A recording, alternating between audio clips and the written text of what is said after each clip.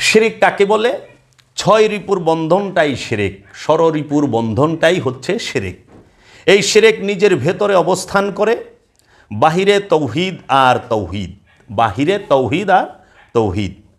বাহিরে শিরিকের কোনো অবস্থান নাই।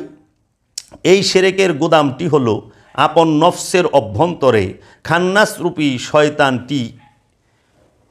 এই শিরিকের জনকই হলো খান্নাসরূপী শয়তান।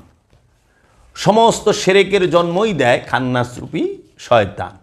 আর এই শয়তান এই সৃষ্টি রাজ্যের কোনো প্রাণীর সাথে, কোনো প্রাণীর নফসের নিকট অবস্থান করে না।